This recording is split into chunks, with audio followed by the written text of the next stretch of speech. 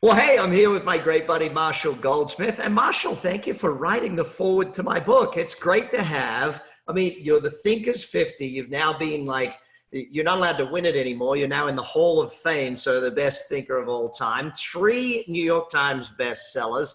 My favorite book of yours, where I found way back when, what got you here won't get you there.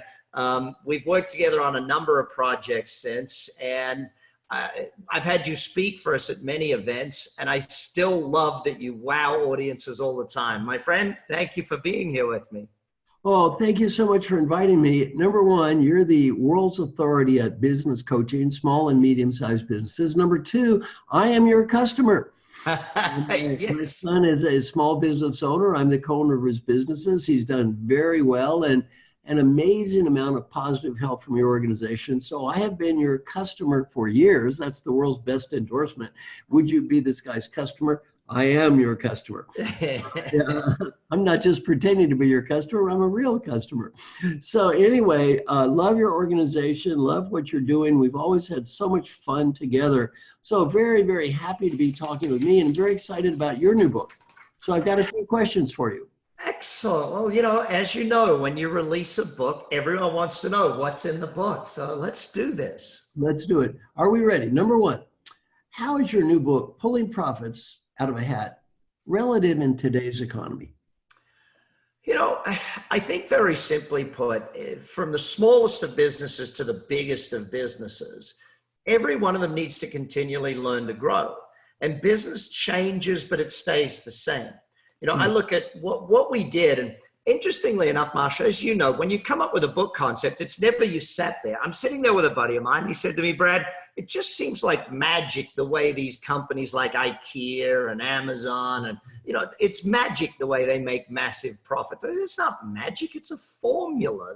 There's a set methodology by which you make extra profits. And so we sat down, one of my top coaches, Monty Wyatt, we sat down and looked at our clients who are growing exponentially, the ones that have got year on year on year growth. What are they doing different to everybody else? And it has changed in the last little while. I think that, you've got to sit back and say, whilst things stay the same, you got to have great customer service and sales and all those things.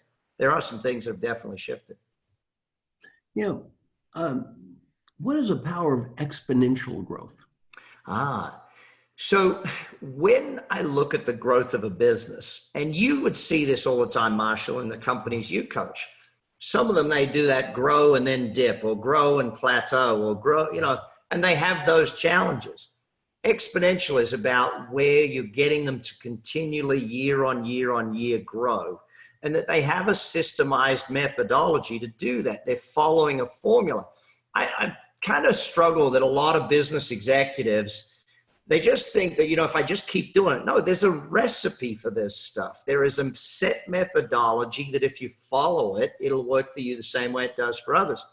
But exponential growth comes down to, what are the disciplines that make that happen, and how do you consistently make that performance level happen? All right, speaking of disciplines, what are the 5 disciplines needed to be adding zeros to that growth total? Well, yeah, it's interesting. When we started the book, we looked at who are the stakeholders that have to be pleased. And we looked at the 5 main stakeholders in any company. And then we looked at the 5 outcomes, and we said, well, okay, what are the disciplines that lead to that? So we start with the 5 disciplines: strategy, business development, people, execution, and mission. These are the 5 main disciplines that when a company actually runs all 5 of these, because what I see is a lot of them, they might be really good at 3 of them, but the wheel doesn't turn if you got 3 spokes instead of 5. You've got to have the 5 to make it work. Mm-hmm. Well, if you look at the 5, let's just take strategy. Mm-hmm. It's the most important factor in the discipline of strategy. Just pick that one for now. Oh, dang. One thing. Look, we break strategy down into 4 things within the book. So we look at leverage, we look at scalability, we look at opportunity, and we look at marketability.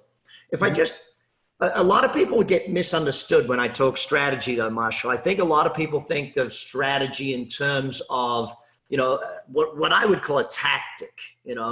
Strategy is more about what is the structure of the business? How is the actual organization set up? Like, if we said, I'm going into the business of books, okay, and that's our thing. So I can go out and I can be an author of a book. Right. I can go out, I could be the printer of books. That could be a different strategy. I could be the publisher of books. Again, a different strategy. A distributor, a retail distributor, or a retail store of books. I could be Amazon. I could be Books A Million. I could be Barnes and Noble. See, there's so many different strategies behind business. And I think that, unfortunately, a lot of business people don't sit back and even do the analysis of their strategy.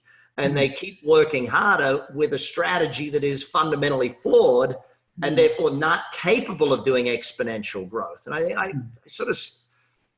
think that the 4 points is really strong, that people read and understand all 4 of those.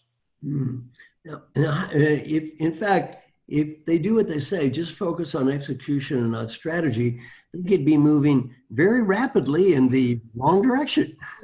Well, look, execution is one of the 5 disciplines, because how you go from idea to implementation, it's like I've always said, you don't get paid for ideas, you get paid for making ideas profitable.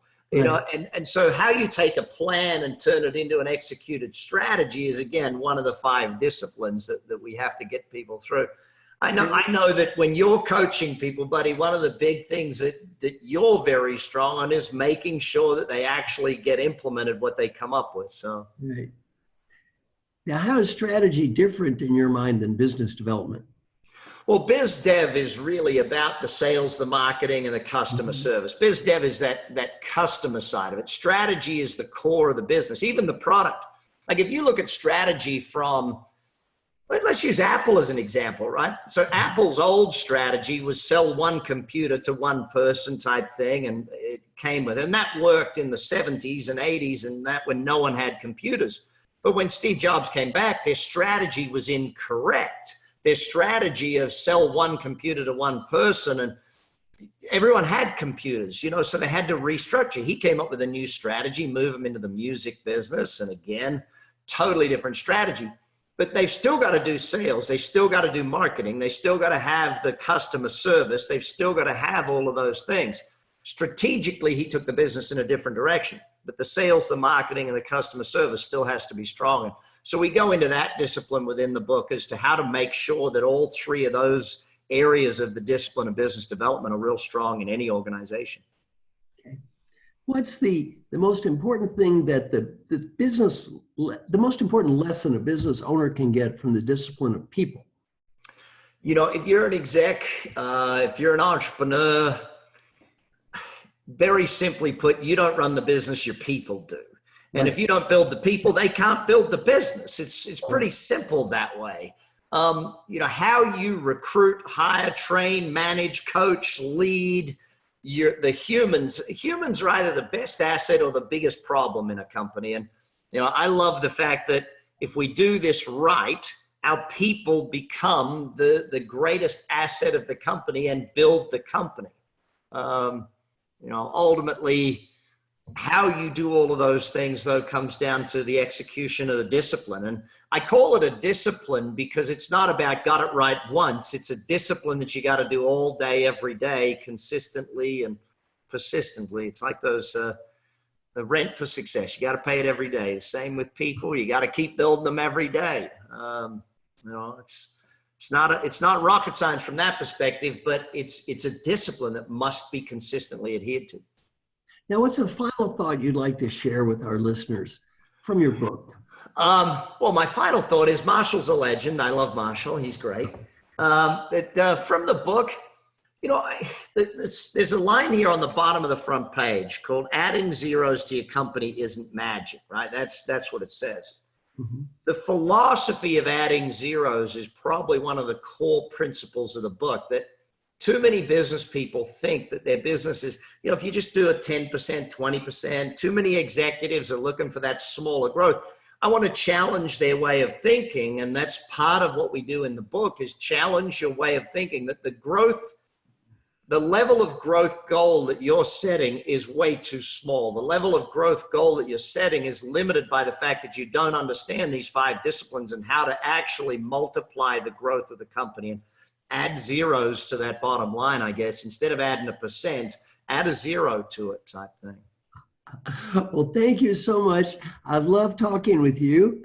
And then, so I greatly appreciate it. Thank you. You know, buddy, I love chatting with you all the time, and I look forward to catching up with you again soon and sharing another glass of champagne or two. Thank you. Have a great day, my friend. Thank you so much.